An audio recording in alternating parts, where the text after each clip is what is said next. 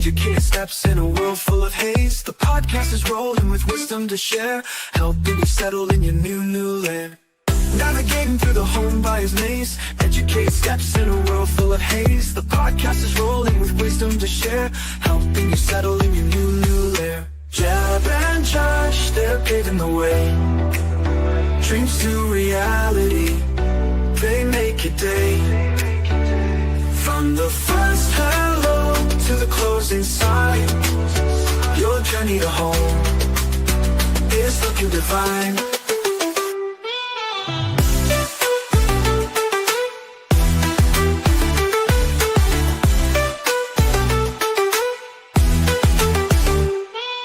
Josh breaks it down, the numbers make sense. Jeb shows a vision beyond the white fence. Teamwork like this is rare to find, helping you leave all your doubts behind. They talk about homes and talk about life, cutting through the stress and the buyer's strife. With every word they light up the spark, guiding you through when the road feels dark. Jeb and Josh, they're paving the way.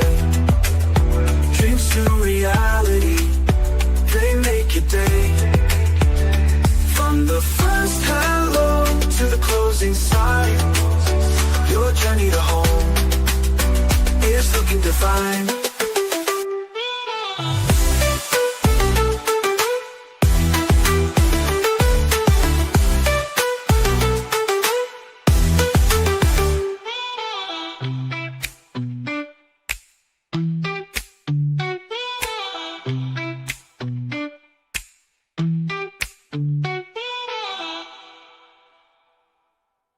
Happy Wednesday. Welcome to the Educated Homebuyer Live. It's our Wednesday edition. I got Josh here. He's in Washington State, coming to you.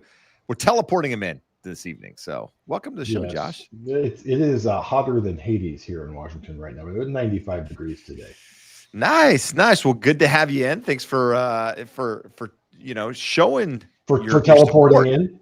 Showing the support here from even while on vacation. So you guys get to hear Josh tonight, but we're going to go over charts. We're going to talk about what's happening in the housing market. 78 housing markets at the moment are back to pre-pandemic levels when it comes to inventory. We're going to look at what those, which areas those are in. We're going to talk about what that actually means for the housing market while we're looking at charts, answering your questions live. But I always like to start by asking where you guys are watching from. Let us know in the chat. Start putting your questions in there as well. So once we come out of the graph picture fun part of the show that you guys all love, we can start answering some questions. Looks like I'm not the only one in the Pacific Northwest right now, Jeb. So maybe if you guys are also watching from Portland, Olympia, Seattle, Bellevue, the inland Northwest, like Spokane, tell us all about it. There you go. Actually, go meet Josh. We'll have a meetup. I like it. Beers and educated home buying. I like where your head's at, Josh. So let's do as we always do and take a look at some charts. So this week, Josh, we actually saw something we haven't seen in quite some time. We actually saw inventory go down. So we dropped from 853,000 homes last week to 846,000 homes. Last year, we were sitting at 652. Still have 30% more inventory right now than we did last year. I don't think this is the peak in inventory quite yet. I think there's some seasonal things in there, probably some plays from the holiday kind of rolling over into this whole thing. And the reason I think that is because we're taking a look at some other charts here, which is up to date. So that information you just looked at there is about a week old. It's last week's data. We just got it this week. Whereas this information here is accurate. It's this is local, but it's up to date. And Orange County sitting at 5,033 listings, which is up 3% week over week. And Huntington Beach sitting at 303. We actually saw a 7.2% increase week over week. So we thought we were headed lower past that holiday season, July 4th, that sort of thing. We're kind of in that summer lull in the market, but inventory is continuing to increase, which is why I think you'll probably see that reflected in the national numbers as we head into next week. We talked earlier about markets that are back to pre-pandemic levels. So at the moment, there are 78 of them. This is broken into two lists because 78 wouldn't fit on the screen where you could actually read it. So as you go through here, you're going to see, kind of it's a little bit of everywhere, but the concentration again is big time Southwest part of the United States. But you have a lot of different states in here that are back there, but they're even counting as we move into the second one, Josh. If you're at 0%, you're back. So even if you're not increased, you're still back. But a good percentage of these are still in the single digits. But you still have 50, 60 or so that are more than 10% above pre-pandemic levels, which is good. It's good if out there if you're a buyer. A little bit more leverage, a little bit more negotiation. I'm seeing it on my side, on both the listing and the buyer side, which we can talk about as we start answering some questions. Absolutely. We had a listener. I just got a contract right before we came on here, and they were able to cut the price, get some concessions, all of the above. Yeah, no, it's definitely more of that. So as we look at new listings on the market, we have the idea is that we've already peaked in new listings for the year, that we're not going to see new listings move much higher than we've already seen. But, we did see a significant dip last week, but the expectation is a rebound as we move into next week, just because of, again, some of that holiday stuff plays into the numbers. But for context, years of the housing bubble crash, we were seeing 250,000 to 400,000 per week. And that was not just a month, that was over the course of years. This past week, we saw 60,000 compared to last year, sitting at 56,000. So it's down, still above last year, but at the end of the day, it's positive, which is a positive thing for the housing market. When it comes to weekly pending sales, last week's data showed year-over-year growth, but this week-to-week, the week-to-week data, like other weekly data lines, took the traditional July 4th holiday dive. We should get back to a more normal trend next week. We were sitting at 61,000 versus 58,000 last year. And then on the total pending sales, we actually saw that increase as well, sitting at 387 versus 381,000 last year. And this is, at a time with elevated rates and, just still seeing some growth out there year over year, which is positive in the housing market. But we are seeing price reductions still continue to happen, an increase sitting at 40.7%. So if you're looking at this chart, the peak typically happens over the next 2 months, but it depends on where rates are, and what happens with rates will kind of drive where we see those price reductions. Now, Josh saw this chart last week. It was unfinished at the time, just because of missing Case-Shiller for May, but this came out of calculated risk. Again, it just shows where each of these have year-over-year price growth. And as you can see, we're starting to trend down, right? We started the year 3.9% with NAR, Case-Shiller 4.1%, Freddie Mac 4.1%. And then we're trending down. As of May, NAR is at 1.3, Freddie Mac's at 2.2. I don't remember where Case-Shiller is, 1.9 or somewhere in that ballpark. But we're seeing that year-over-year home price growth continue to decline. There's an expectation out there that it could be flat by the end of the year. So we'll continue to watch it and update you. We have had news since last week, Josh. We had inflation come out. Which was Tuesday. We had PPI as well. So there's some things out there. Yeah, PPI today. The big one yesterday was CPI, because the expectation is, hey, there's a lag between tariffs and actually showing up in the data. And this was kind of the feeling that this was going to be our first month where it showed up in the data. And it didn't really. We're a little bit up month over month, down up 0.1 the prior month, up to 0.3. If we average out the last 3 months, it's 0.2 month over month. The issue with why we saw the headline, and if you looked at the Wall Street Journal, you look at your local newspaper saying, oh, inflation ticks up.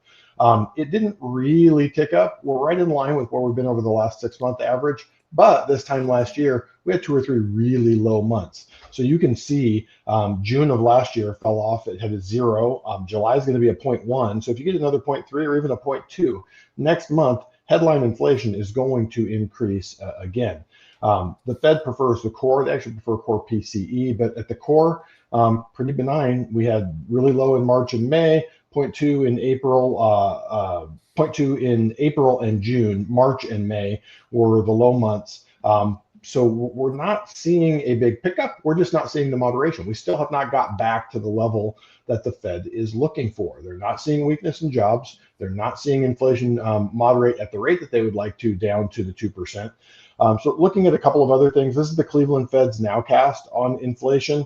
They're expecting next month to look a lot like this. If you look at these numbers, it's not making progress down towards 2%, but not really worsening. We're going to see, because now the belief is the next 1 to 2 months should have a better capture of the impact of tariffs.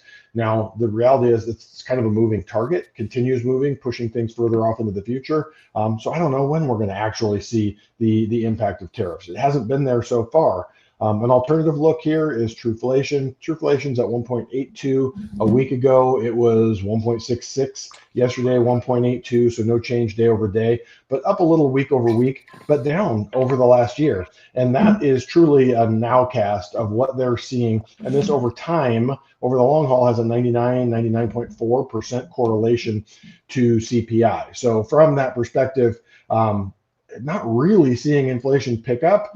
According to the measure, depending on the measure you look at, we could actually be where we need to be. So, Jeb, I didn't pull the charts in for PPI, but PPI was very moderate today. Yep. Did not pick up any tariff impact. Some of why the market reacted to CPI yesterday, when it was actually a little bit better than market expectations, was the simple fact that the pieces inside of that data, furniture, toys, a few other things, were picking up and showing some of the preliminary impacts of tariffs that could be worse in the future.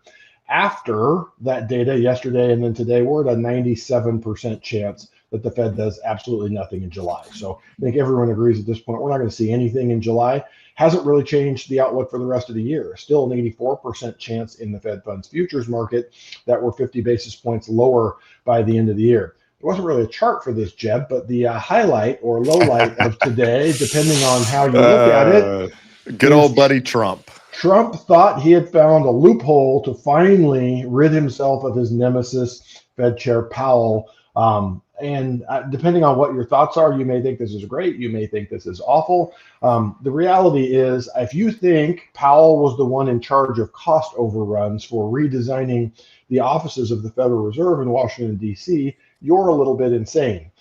So if that's the loophole that you want to fire him for because he's not properly managing the Fed, you can go ahead and do that. But the futures markets spoke very loudly during the day. The volume spiked and spiked in a negative way, and the yield curve steepened. So what does that mean? It means short-term treasuries improved a little bit, because if we get a more dovish Fed chair in there and they do what Trump wants, whether it's 100 basis points, 200 basis points, 250 basis points over a fairly short time frame, that impacts the short end of the curve. At the long end of the curve, 10-year, 7-year, 30-year, where we see greater impact on mortgages, it's negative. It's inflationary, because he was just kidding. There. I'm just kidding. He's just kidding. Yeah, there are people who say they saw the letter drafted that he was going to do it. So who knows? Both may be true. He maybe was going to do it, and then he just changed his mind. We don't know. Kidding. Yeah, we don't know. No, in all reality, for those of you who don't know, he did come out and say that he was kidding. Bond market kind of took it in stride. Is that a tequila high noon? Yes, what are I'm we on doing vacation. Here? I'm vacationing. Bro, you didn't even send me I'm checking in from my vacation. You're not on vacation. I mean, I leave tomorrow for vacation. Okay, tomorrow. I mean, so technically I'm on vacation right now. Okay. You should have had one delivered for me on my desk. I didn't know we were going that direction.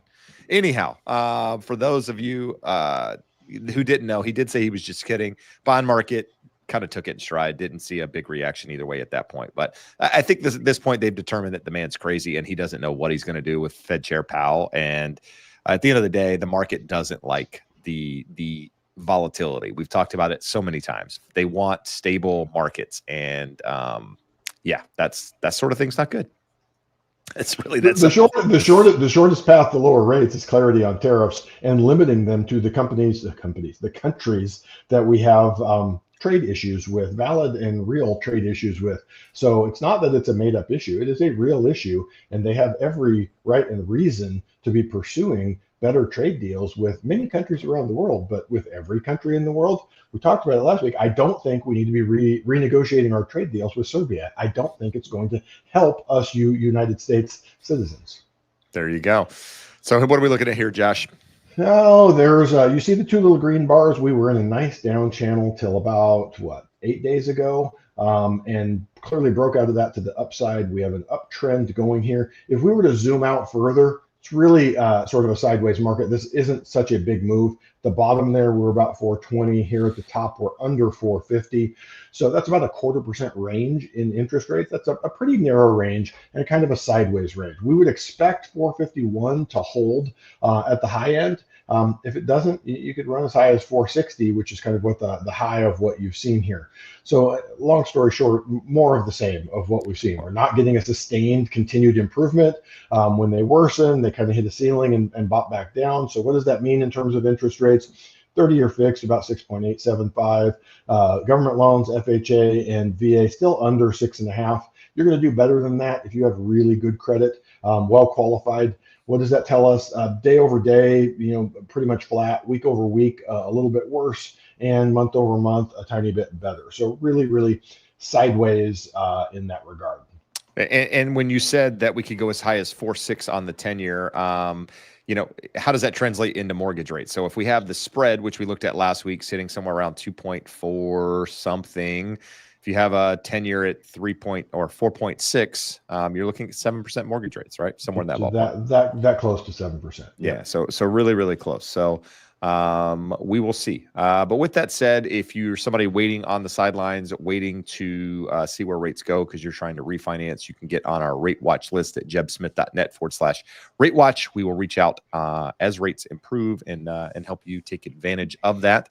And we'll give you a link here in just a moment, Josh, where they can scroll and contact Josh if they need a pre-approval or want to discuss real estate or anything about the home buying process. That link at the bottom will get you in touch with our team, jebsmith.net/start. All right, Mr. Lewis. So what are we looking at here with regards to questions? Do we have any questions?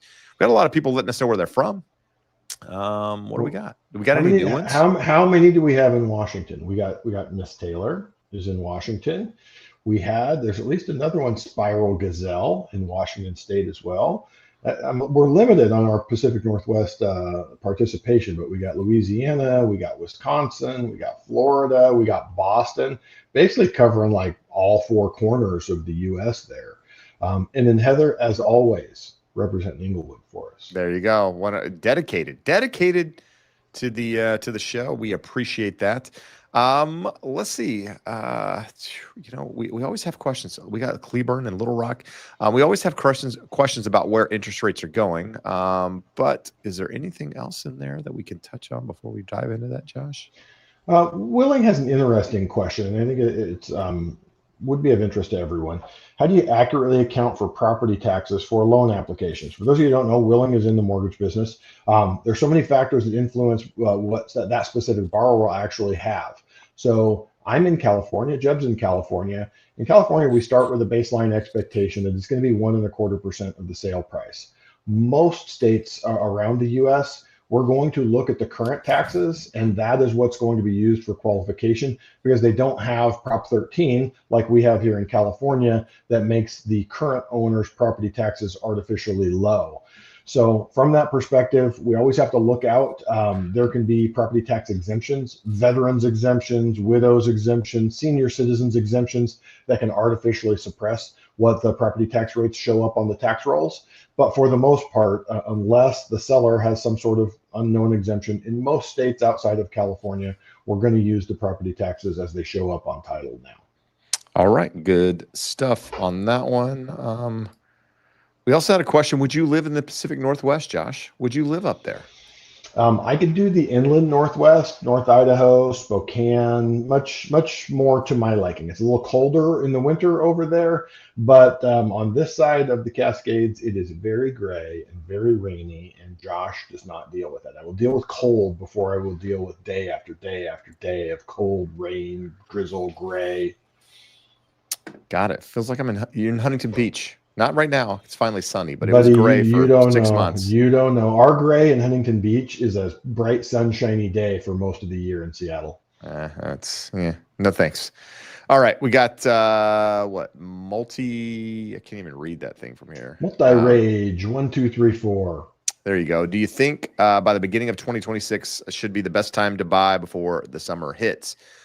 It depends. I mean, again, what are your goals, right? We often talk about here about not trying to time the market. What typically happens at the beginning of the year? The beginning of the year is when people start thinking about the home buying process, right? So it's kind of the beginning of when inventory starts to come back after a seasonal decline, which is generally what happens in the fall winter market. So you got more inventory coming to the market, and then you typically start to have more buyer demand as you get into mid-February and move through that spring housing market. So yes, you get more inventory, you get more demand, which we've showed charts before. Well, that's also where the majority of appreciation happens at that same time, right? So you get the majority of appreciation happening in that spring market of the year, and then things start to settle down. Now, it's hard to say what 2026 is going to look like at this point, just because we don't know where rates are going to be, right? Rates are going to drive the housing market going forward for the next couple of years. I mean, it's going to be very rate dependent. And I think because the Fed's already telegraphed, hey, we're cutting 2 times or the Fed hasn't telegraphed. They've said that, they're likely to cut rates a couple times this year. And then the futures market is showing 2 times this year. That's already built into the market. So interest rates aren't likely going to decline based off the Fed doing something at this point. You need a break in unemployment. You need inflation to start to moderate consistently over months so that we get closer to that 2% target. And I think that's where you start to see rates improve on a more consistent basis and stay at these levels versus seeing the volatility that we have. So if that happens sooner, it could be a better time sooner. If it happens later, it could be a better time later. So I would say don't put a date on it. Get pre-approved sooner than later. Know where you stand. When the right house, the right opportunity presents itself, it's in your price range, you feel comfortable about it, that's when you pull the trigger. For me, Jeb, the way I always like to look at this, I think deals will be better in that fall winter buying season as you have less competition. Sure. But you also have less to choose from. So if you're you're looking for a very specific home, specific neighborhood, you may not be able to find as much. Sellers are generally more motivated in that time frame. And these are broad strokes because what I would always say is a really nice home is always going to sell no matter what time of year they bring it on the market. But in general, when you're looking, that's the advice that I give people: be above and beyond, buy when the time is right for you. If you want more variety, spring, summer is great. If you want better deals, then the fall, winter is a little bit better. All right, Jay Money's got a question that we haven't really heard a lot, and that's what are the benefits, if any, to filing your home to a homestead exemption on your taxes, Mr. Lewis? So in general, what they do, it vary from state to state. Some of them are as little as $10,000. Some of them are as high as $50,000. I think it's 7,000 in California or something, isn't it? It's something a tiny little amount. So if we say 1.25% tax rate in general in California, when you reduce your tax base by $7,000, we're talking $85. It's not a big deal on your tax bill, but you would always do it, right? If someone offered to give you $85 a year every year, and you just had to fill out a piece of paper, you'd say, okay, cool, I will do that. So some states have better homestead exemptions, and basically all it is that if it's your primary residence, they'll give you a homestead exemption where you can reduce the assessed value of your home by that exemption and reduce your tax bill a little bit, your property tax bill a little bit. There you go. Stephanie asks, how do interest rates influence investment decisions, Josh? Real estate investments, other just investments? Investment. I mean, you can go both ways. Let's talk real estate first. Yeah, well, we saw what happened when interest rates go really, really low. Then the affordability increases, and you have more demand for homes, more demand for investment properties in general. As they go higher, the numbers don't pencil out. So if you're looking at buying an investment property at 7% versus 3%, the same property with the same rents is going to look very, very different to you on paper. So we have a ton of rentals out there that were either purchased with really low interest rates or refinanced to very low interest rates, that those owners are sitting pretty because their monthly payment is very, very low relative to what the current rents are. Now, if they were wanting to sell, selling is a little bit of a different issue because current buyers of investment properties are in a different spot. The cash flow is really difficult. So a lot of what we're seeing primarily right now in terms of investment properties is people doing 1031 exchanges, where they exchange from one property to a better property. I have a buyer right now. They built up a bunch of equity in a single family residence. They're selling that and they're moving into 4 units that just has better cash flow. But if we're talking just investments in general, different investments do better in low versus high interest rate environments. Rates are generally high when the economy is hot, things are going gangbusters. There's a certain type of investment that's going to work well in that structure. And then there's others when rates are really low. Financials like banks are going to do better in that type of environment because they have more lending activity going on. Good stuff. Chris is asking a question that's going to lead us to a podcast episode. So Chris says, buy down rate or 1-2 buy down. So here's the thing. Josh and I recorded an in-depth episode on walking you through buy downs, permanent buy downs versus temporary buy downs, pros, cons, all of that good stuff. It's actually going to drop on Monday on the Educated Homebuyer podcast on Spotify and YouTube, as well as on Spotify and Apple. And then it's also going to drop here on YouTube as well. But overall, Josh, what's the short answer here without going too deep? So a permanent buy down, you're able to use to qualify. So we lower that payment, you'll qualify for a little bit more. You're going to get less benefit, but it's permanent forever. However long you have that home and that loan, 3 years, 5 years, 30 years, you're going to have that benefit.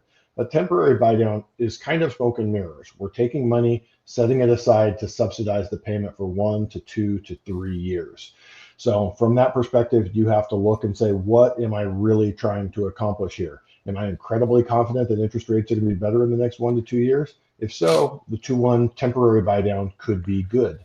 If you're in a situation where, hey, we are maxed on our qualifications, maybe we have some paper income that we can't document, can't show, so we still need to max what we're looking at doing in terms of buying, then the permanent buy down can be better.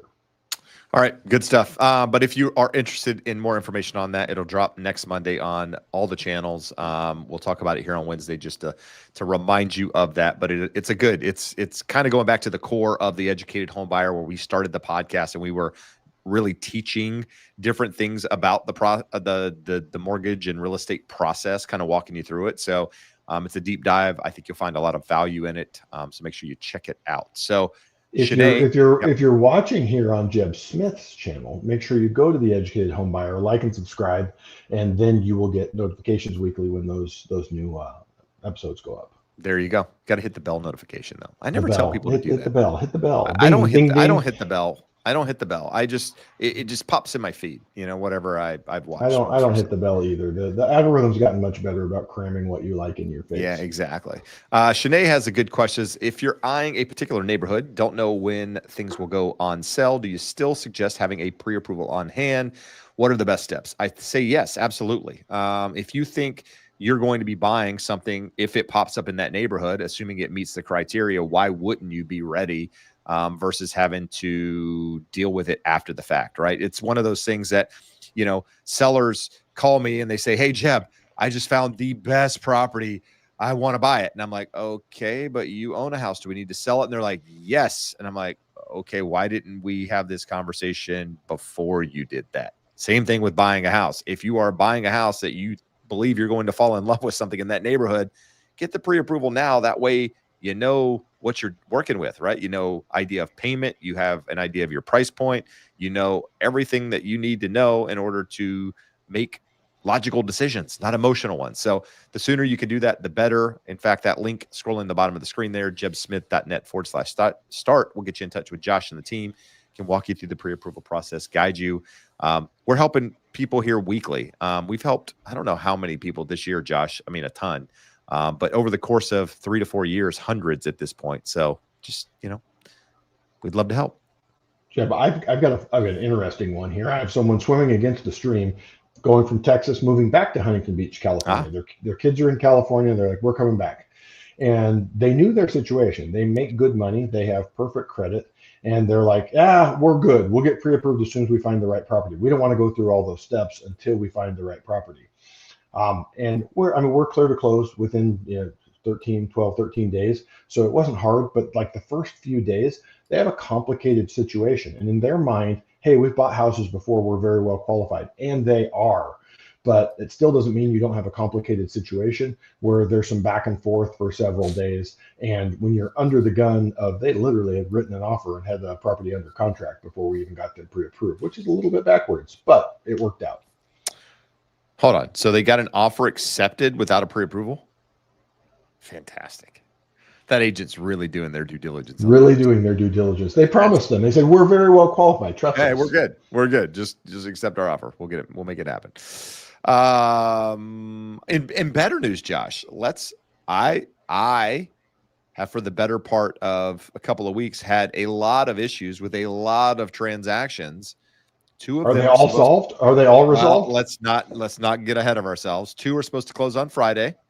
One of our longtime listeners who you helped with the mortgage at one point. Now I'm helping her sell. She's moving up to she's Oregon, here in Washington. We've got her Yes. pre-approved, and she's looking at homes here in Washington. So hers is going to close on Friday. Huntington Beach is going to close on Friday. The one with the assumable loan just got an offer accepted today. 10-day close, 1031 tax exchange. Solid offer. So they're not assuming the loan with the 10-day Not close. assuming the loan. We had an offer for assuming the loan, which we were getting close to accepting, and then this offer just came in all of a sudden, and that was the better deal. It was cash. It was ready to go. So we took that one. Our property here in Huntington is back in escrow, and got a couple more coming to the market. So things are trending upwards, Josh. Just keep your fingers crossed. You need a vacation more often. You need a vacation more often because everything falls in place for you when I leave. Yeah, well, I mean, let's not get ahead of ourselves. Where are we on our office lease, Josh? Should we bring that up? No, we don't want to talk about it. I don't want to talk about it. We're not going to deal with it. Just we're not going to discuss it. It'll figure itself out. It'll solve itself. All right. Isaac said just locked in 4.75 on a new build, Northern California. Hopefully it was a good decision. So the reason I clicked on this is, again, with new builds out there, there's a lot of incentives still. We've talked about it before. Builders aren't in the business of holding on to property. It's like investors who flip property, right?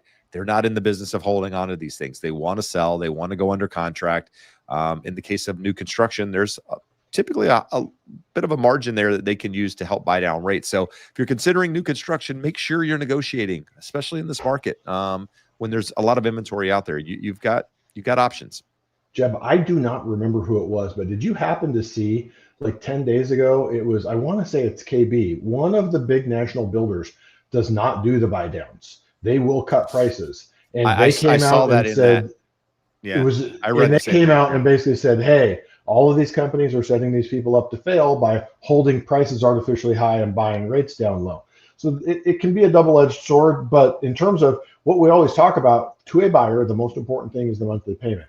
The monthly payment's much better at 4.75 versus 6.75.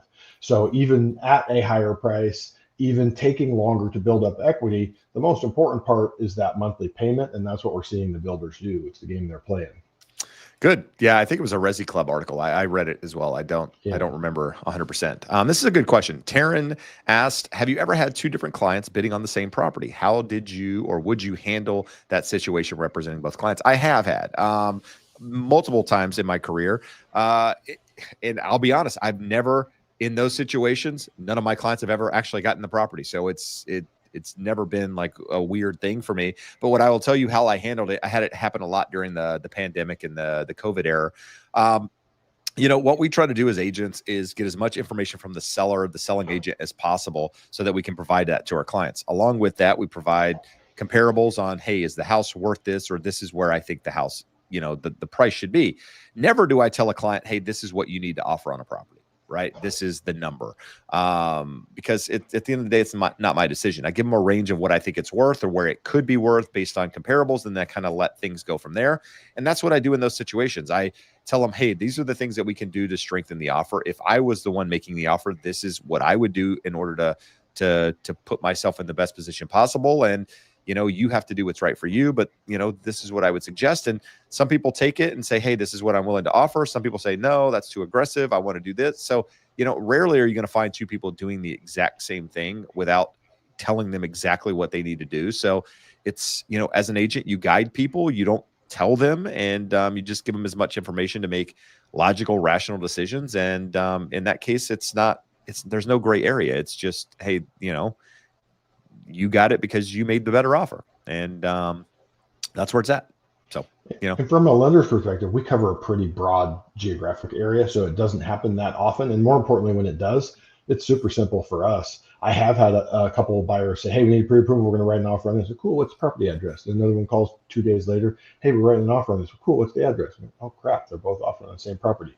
From our end, all we're doing is reaching out to the listing agent saying both of these people are incredibly well qualified. You will have an awesome time working with either one of them. And then it's really up to the seller and the listing agent to make up that decision. The fun one, Jeb, is what I had a lot during COVID is buyers saying, I'm just going straight to the listing agent. You're like, well, the listing agent has 30 offers and they had 6 other people come to them. So when you guys as an agent have a super desirable listing and everyone thinks, I'm going to cut to the top of the line by doing that, you're like, it doesn't really work that way. No, exactly. Money bags. Do you anticipate the housing market growing moderately in SoCal or declining? I think prices continue to stabilize. I think you can see, again, Josh and I disagree on this. I think you can see homes in neighborhoods sell for less than the house down the street sold for in some situations. Now, again, location, like all that thing, like the parameters of the house are obviously important. And it's not really happening at the moment. But what I am seeing is people wanting to make a decision for one reason or another. Maybe they're looking out of state. I mean, I had a client in South Huntington. Our first offer was at $1,390,000, which was, we listed at $1,400,000. We lowered the price. We're down at $1,325,000. They ended up taking, a bigger haircut on that price. And then the actual house that sold down the street, similar property, our location is better. Our lot size is better. They sold for a little bit less. Why? Just time. Like, they are ready to be out of California. They're ready to buy their house in Arizona. They've had enough equity in it. They're doing what they want to do to make that decision. So I think there's other factors that play in there. Are you going to see big price declines? No, but you can see a little bit of weakening in markets where inventory's up and things are just slowing in general. Well, go back and listen to this week's episode of the podcast, Money Bags, because we covered it in more depth there. But I think it's largely dependent on interest rates. If we get that dip in interest rates, and I mean a significant dip, not to 6.5, if you get to 6, under 6, you're going to see home price appreciation.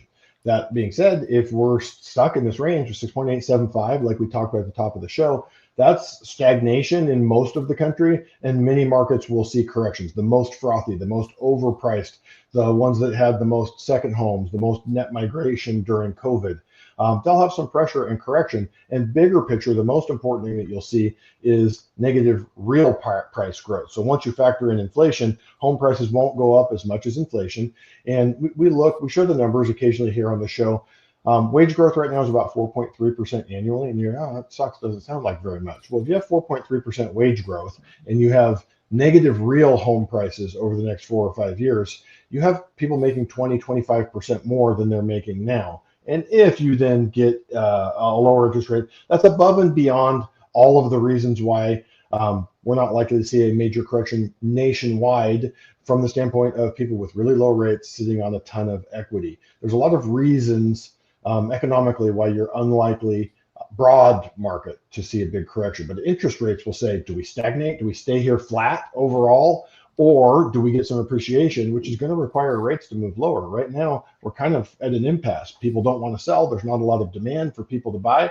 And something's got to give to change that. Good stuff. Miscellaneous of the whatever says Taylor Morrison is offering 3.75% 7-year ARMs, and ask what was the common ARM during the great financial crisis that got people into trouble. So there's a couple.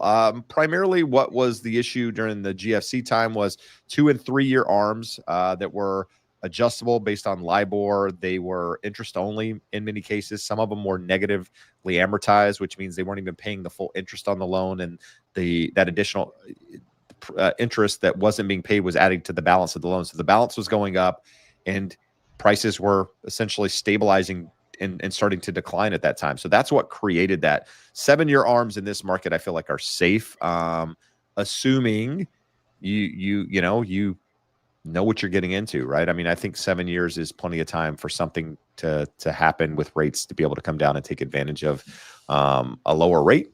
But at the same time, you got to be comfortable if it doesn't, and you're in that rate for 7 years, and you know, you got to make a decision at that point. Anything there, Josh? Anything to add? Really, the loan programs now today are so different. Not just the 2 and 3 year arms, so 228 to 327. 90% of those at that time were interest only. The interest only period was only 2 or 3 years for most of those. So they would go up 2%. Like they had caps. So at the end of 2 or 3 years, they're going to go up 2%. Many of them would become fully amortized, so the payments shot through the roof. You had to be able to refinance to not have a monster payment shock. Those programs no longer exist. Option arms were the other one, where you could go to 110% of your original loan balance, and it didn't take all that long to get there when you're making a 1% payment and you're at a 6.5–7% interest rate. So those are all gone. Hybrid arms, 5/1, 7/1, 5/6, 7/6. The second number just tells you, does it adjust once a year? Does it adjust every 6 months?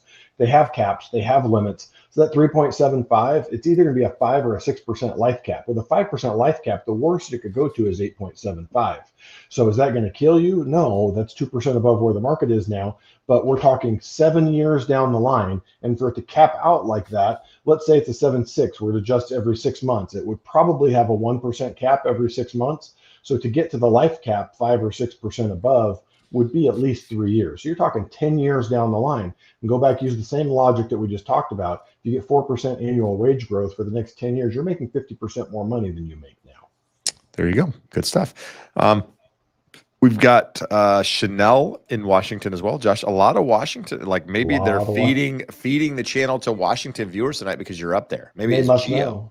Chanel is actually says she's in Olympia. I am in Olympia right now on the shores of Black Lake here. You guys should meet up and have a beer. You and Chanel. Hey, if she brings the beers, if they bring the beers, I don't know. Chanel, I don't know. If they bring the beers, I'm in. Why'd you go they, bro? Well, Chanel, I don't know. Chanel, I don't. We're going she. Assuming. I'm not assuming. We're going she. Okay. All right. Chanel, correct us. Correct us if we're dumb. All right. Let's see. Let's go back to this one. Barry is a client, long-time listener, at least 2+ years, probably more like 3. His sister is buying a condo. There's a condo for $540,000 purchase, 20% down, 6.875% rate. Good. Okay. Trick question, because we don't know enough. You gave us another piece of it. You said $130,000 cash to close. So $540,000, 20% is $108,000. If we have $130,000 cash to close, that is $22,000 cash to close. So we're not getting 0.6.875. We're paying for that 6.875. Sure. So from that perspective, most people don't realize another key thing here is condos, conventional loans, condos less than 25% down have an additional 3/4 point hit.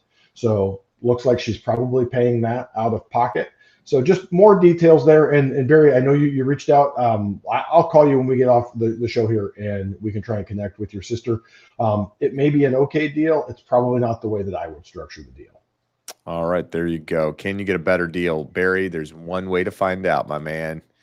Yeah, you hit that link at the bottom of the video or in the description. Wesley, when you refi an ARM, are the closing costs the same or similar on when buying the house, Josh? So when you refi, just in general, whether it's an ARM or a fixed rate or whatever, are the costs similar as to when you're buying? The type of loan that you have has no impact on the closing costs on the new loan. The payoff could be higher if you have a prepayment penalty, something like that. The type of loan can impact what your total payoff is, but it's not going to make any difference in terms of your closing costs. But Jeb, we have some alarming news that Wesley had shared with us earlier. He is homeless. He had moved from Lakewood to Las Vegas to own a home, but he says now he is homeless. I believe Wesley is yanking our chain. But Wesley, tell us the details of your homelessness and what could possibly be going on. All right, there you go. In the meantime, Moneybags says, speaking of rates, do you think rates will move to the downside if Fed Chair Powell cuts rates? So I mentioned it a moment ago. I say no. I do not think rates move down if the Fed cuts rates at this point, because what is out there has been very transparent for the remainder of the year. What makes rate cuts happen, I guess, would be if something more happened on the rate cut front than was the market was expecting. In that sense, yes, you could see a big move. The spreads will tighten a little bit, rates will come down, but it's not going to be what you think. Look at it this way, Jeb. I always like to say, chicken or the egg. If Powell cuts, it's because the economy is doing things that is giving him confidence that they're okay to cut, aka weakening. Inflation is moderating, employment is weakening, and the market will also see that. So we saw a few weeks ago when things were kind of trending in that direction, we saw some improvement in rates, and now we've got a couple of hot reads. They're going the other direction, and it's been that way for a couple of months now. So we're just chopping in this range. But to get a extended move one way or the other, the Fed is looking at the same things that market participants are, meaning bond buyers and sellers, and the market will move ahead of the Fed. Good stuff. There you go. There's your answer. All right. I don't know that we got a lot of more questions here, Josh. So I feel a lot better because Wesley came back and clarified he is not homeless. He should only be taken seriously 26.8% of the time, which means that, Wesley, we're going to have to take you seriously at least twice as often as we have to this point. So I appreciate that's a lot. The thorough double. number. It's double, at least double. Oof. I don't know. Do we have that in us, Josh? So, Jeb, if we don't really have questions, I have a comment. And the comment that from my friend here in Olympia, Chanel, says rates should not come down. Prices should. Mm-hmm. Both rates and home prices do not give a shit what you think. These are dictated. That's going to be a tough conversation when you have beers, Josh. We're going to have beers and we're going to talk it through. And I'm not talking about what you think, what anyone thinks. There are laws of economics, supply and demand. And where we're at, rates are where they are. They have not come down because we haven't seen inflation come down. We haven't seen a recession. We haven't seen the economy cool. So rates have not come down. So this job owning, and we usually say, rates also don't care what the president thinks they should be. It's the laws of economics. And the same thing with houses. Everyone looks and says, hey, home prices need to come down. Home prices don't care what you think or what you need to be able to buy. They only care about the laws of economics, primarily supply and demand. So supply and demand comes down to also, we have homeless people. So there's always people who would happily buy a home if it were $1 a month, no lack of supply of demand for homes. Right now, affordability sucks. So we have a lack of able demand, very limited demand when we have only 4 million roughly annual home sales, when the normal market is almost close to 6. So from that perspective, I just want everyone to stop thinking, I want this, I need this, I think this, and watch the economics of what's going to happen.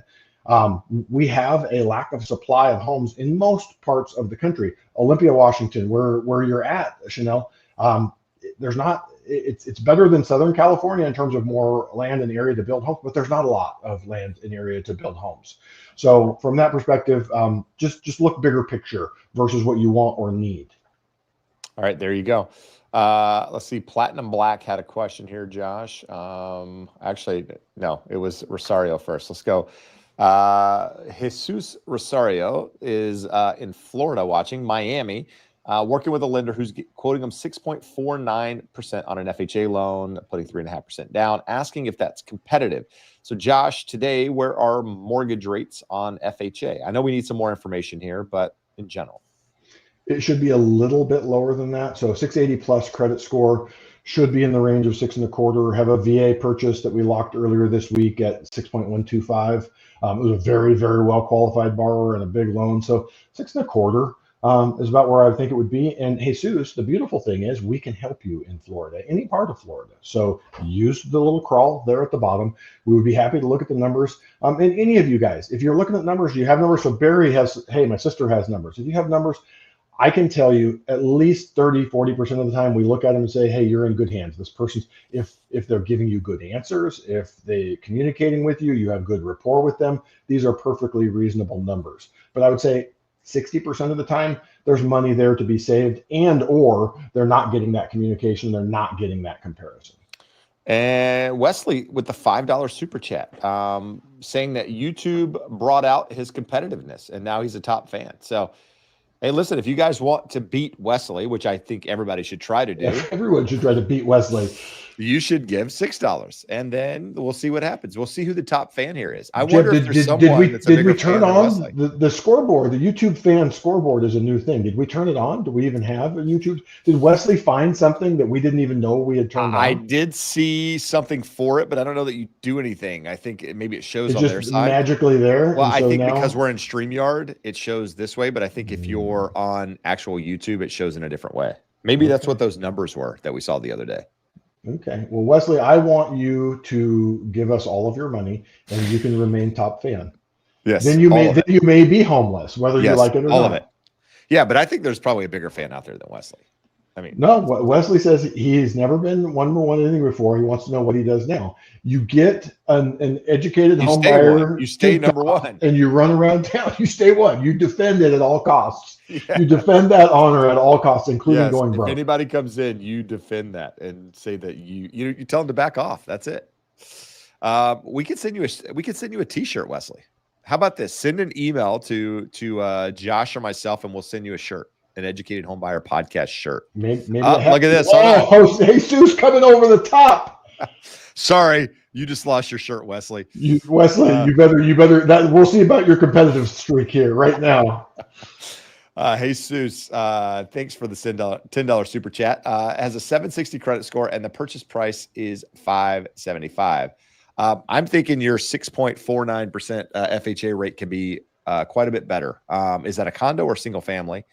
And with FHA, they don't have the condo hit. It doesn't matter. So we're good. Yeah. So it's a standard balance condo with a 760 credit score. You're going to be able to save some money there. Is that not an atrocious rate? I hear people do reach out and I go, oh my God, there's someone trying to just take all of your money.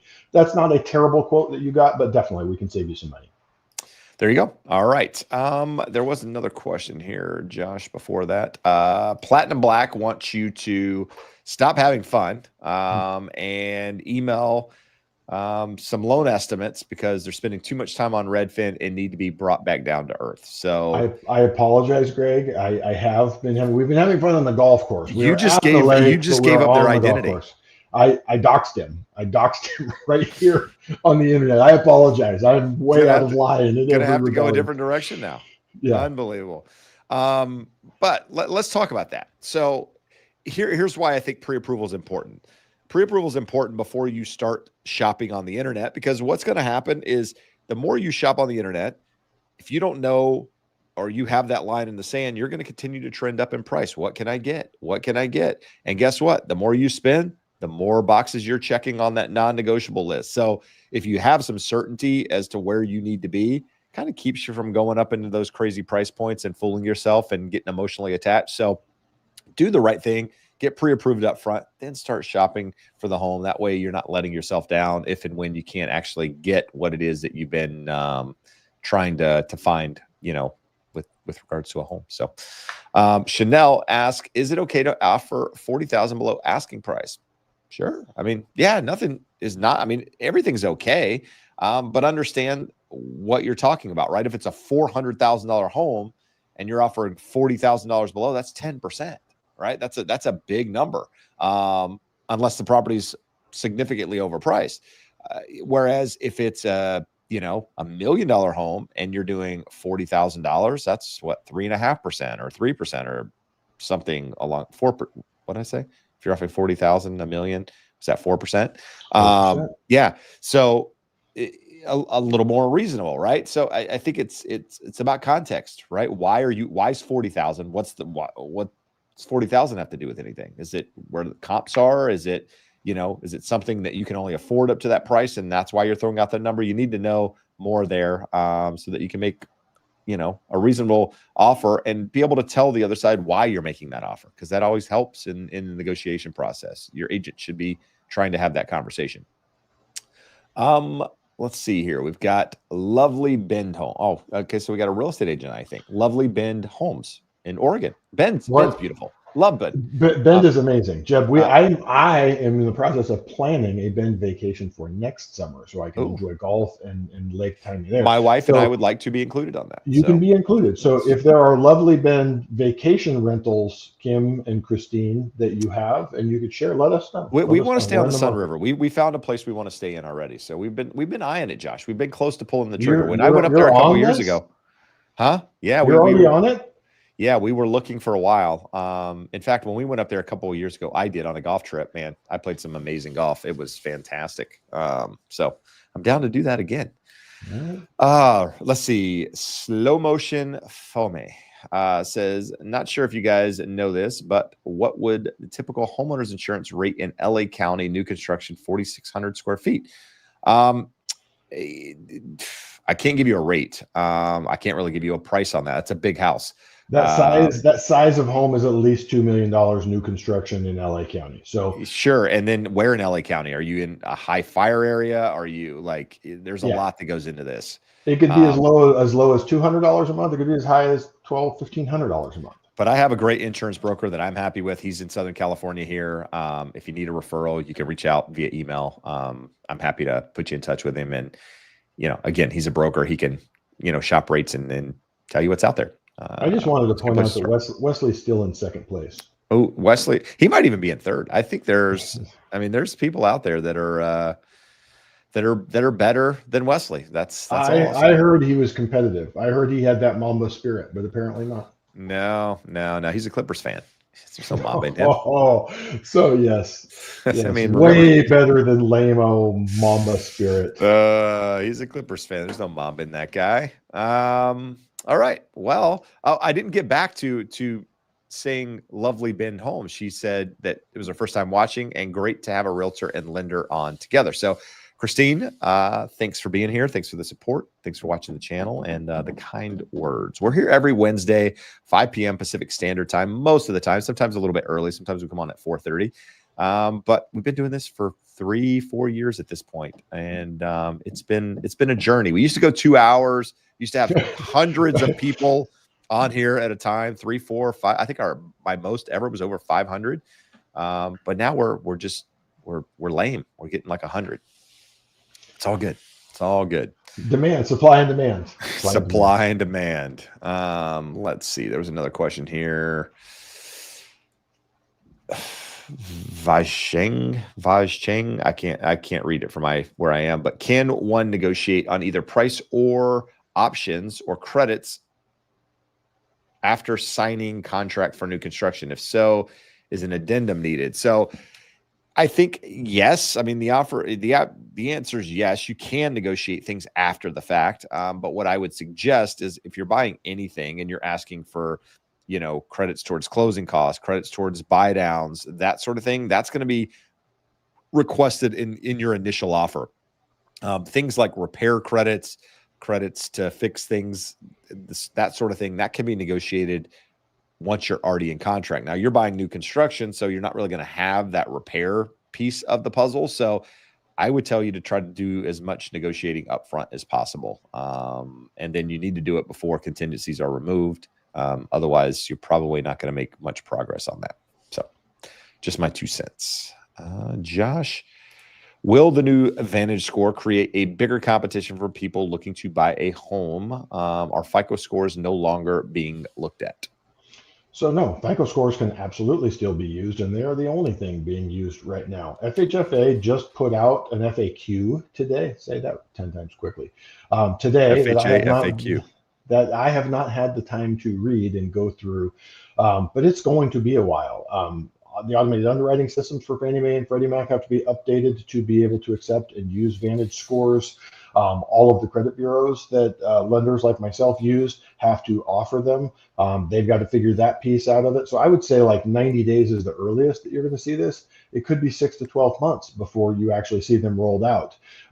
Here's where I'd like to put it into context on this.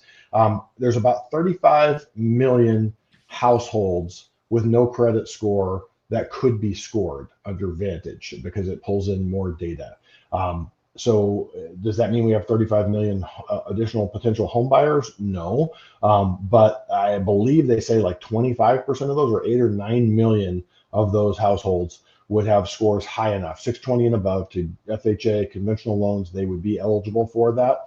So again, so now we've got 6 million more buyers. Does that mean they're all in the market now today? Probably not. At any given time, maybe 10%, but that's still 400,000 to 600,000 more buyers than what we have right now. So it would be some additional competition, most likely in the entry level where we least need additional competition.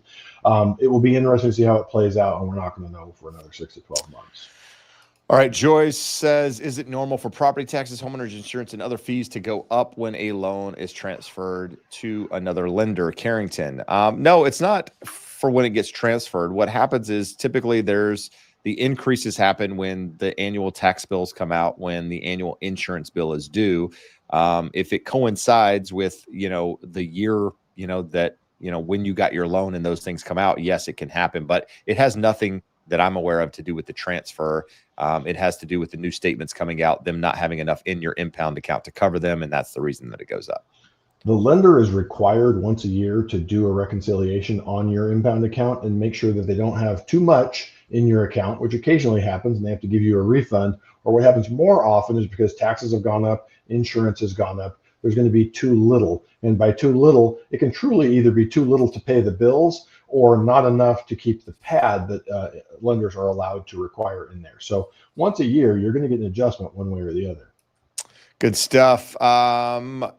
Willing says, could you match a 10-year fixed at a 5% interest rate for a $2.8 million jumbo loan, Josh? That's a very unique product to be at that interest rate. A 10-year fixed generally is just marginally better than a 30-year, 0.25%, 0.5%. So most lenders would be above 6%. We used to have a couple, one very specific banking relationship that we had an exclusive relationship with here in SoCal, and they had numbers that were kind of crazy like that, but not quite that good. So our buddy Chris texted me today. Jumbo ARM pricing, so loans over $806,500. No points, need at least 20% down. He has a 7-year at 5.52, a 10-year at 5.61. If you're able to put 30% down, it drops to 5.38 and 5.46. So low fives, but not 5%. 5% would be very aggressive. Yeah. So, yeah. So if you're in that jumbo market looking for something like that, you can reach out. We can guide you in the right direction there.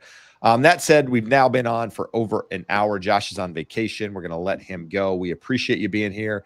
Make sure you check out the podcast this week. Talk about mortgage rates, its impact on what's happening out there. Next week, we're going to be talking about buy downs, permanent versus temporary. But until then, make sure you buy right, borrow smart, and build wealth. Until next time, adios. Amigos. And hit that referral link if Josh and I can help. Scrolling at the bottom. Adios again.